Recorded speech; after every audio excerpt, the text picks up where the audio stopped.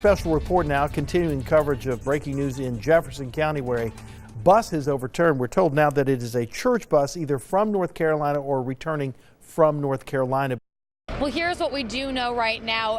THB has confirmed that there are multiple fatalities from this accident. I'm going to let you take a look at this. There is a tractor trailer there. That is the one that is billowing heavy white smoke.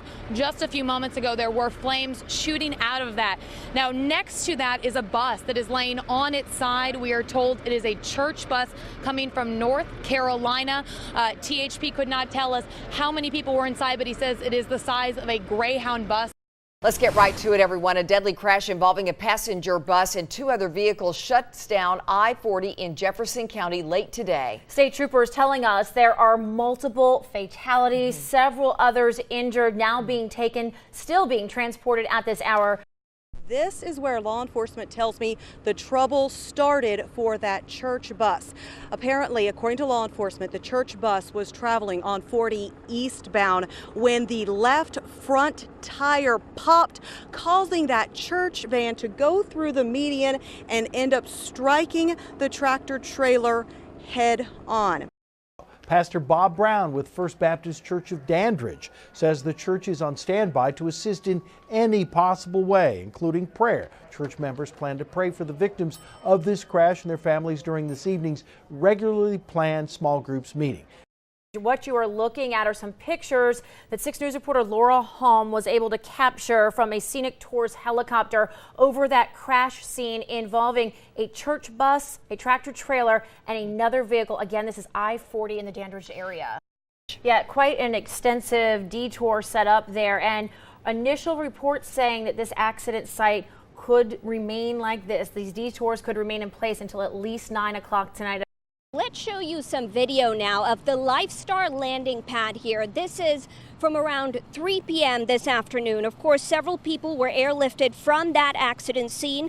We saw 4 of them being flown into UT's trauma center. In all, 14 patients are expected at UT, 11 here so far. We are told right now that there were anywhere from 20 to 25 church members on that bus. We have also been told that 6 of the confirmed dead are from that church bus. Again, we're talking Front Street Baptist Church out of Statesville. 1 other person from the tractor trailer has died, and 1 from the SUV now confirmed dead as well. Lori, I'm actually a little out of breath. I just came back from very close to the scene. The medical examiner is on the scene with our camera. We cannot go closer right now until he is done.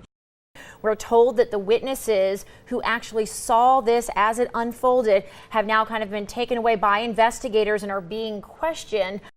Now, we do know that the pastor of Front Street Baptist Church is on his way to the scene. We called him earlier today and were able actually, hopefully, to provide a little bit of information to him. He was struggling to get some, but he did confirm to us that his bus was in the area.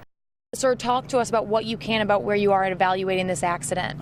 Currently, they're finishing up there was an active fire on the scene with the tractor trailer. The fire department's finishing extinguishing that fire, and we're dealing with examining the medical examiners on the scene, confirming all the details there. We have new aerial footage in from the scene. This is from Scenic Tours.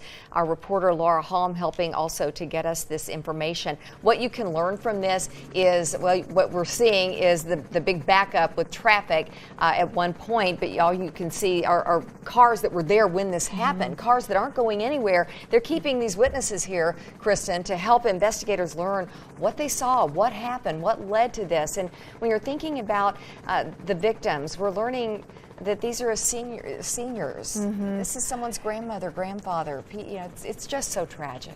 Mona, I understand we have an update on some of the conditions there. Yes, we do, Kristen. We're told that 13 patients from that crash scene have been brought here so far. 7 of them are in critical condition.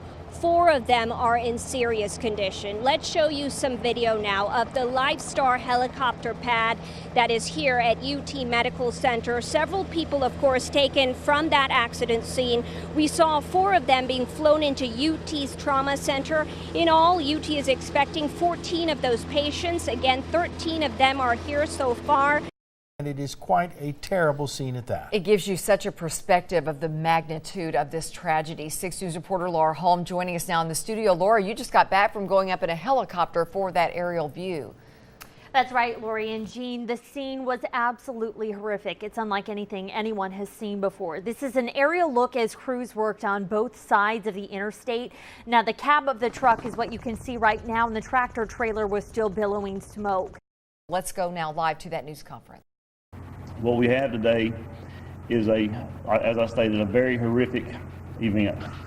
Of course, this is a very active investigation, and it's going to be ongoing for several days. Probably, in my 17 years, probably the most serious incident that I've ever been a part of. Cried. I've been here since 2 o'clock, and I've cried. And I'll cry again. Tonight, cheers and prayers for the victims in the deadly church bus crash. A truck driver who narrowly missed becoming a victim himself talks about what he saw. We have live team coverage with the latest on the accident investigation and the condition of the survivor. And East Tennesseans bow their heads in prayer for the victims and their families. We take you to a special service. The night team's Alexis Sotos begins our live team coverage with the latest on that investigation. And Alexis, what can you tell us? Well, Jean, this is still a very active investigation as these crews are trying to piece together and reconstruct this scene. Now, just moments ago, they were able to flip the bus on its side. We're going to let you take a look at that. There are a tow truck right now starting to connect that bus, but we got our first glimpse of the side where it read Front Street Baptist Church. Lori, I have been out here at the scene since 2:30, and throughout the day I saw THP speaking to this truck driver multiple times throughout the day. Eventually I went and I approached THP and asked who the truck driver was. They said he is our main witness and he has just been released to go home. So I found the truck driver, I hopped in the cab with him, and I asked him what happened, and he described to me what he calls the worst accident he has ever seen. The accident leading up to this scene is something Charles Reagan never imagined he'd see. He's been trucking for 30 years and has never seen a wreck like this. It's a crash he says he'll never forget. This is the first time, like I said, it's ever bothered me this bad, and I've seen them all. So I've cried. I've been here since 2 o'clock, and I've cried. And I'll cry again. About to cry now, but it's a bad thing. Jean, as you said, 14 patients from that crash are here at UT Medical Center. 2 of them are in critical condition, 7 of them are serious, and 5 are stable. Their families are here at the hospital as well, and the Red Cross is set up to help with basics like food as well as emotional support. Josh Hall continues our live team coverage in Statesville. Josh. Jean, we are situated right across the street from the church. There are still a lot of members here praying, being together through this very difficult time. Well, Lori, the associate pastor at the First Baptist Church in Dandridge says the parents of one of the crash victims stayed at their church temporarily this afternoon following the crash. They were there to wait for other family members to pick them up as they tried to grasp what happened. We're told their son was one of the 8 people who died in the fiery crash after his family was returning home from a fishing trip and were heading back home to Knoxville. She said, rejoice with those who rejoice and weep with those who weep. Members of the Dandridge community came out to pray this evening, thinking of the victims and families of those involved in the 3-vehicle crash on I-40 that left 8 people dead and 14 others in the hospital. Several of the victims were on board a church bus from North Carolina headed home. It's every pastor's nightmare. Pastor Bob Brown was called to the scene of the crash to serve as chaplain and saw the wreckage firsthand.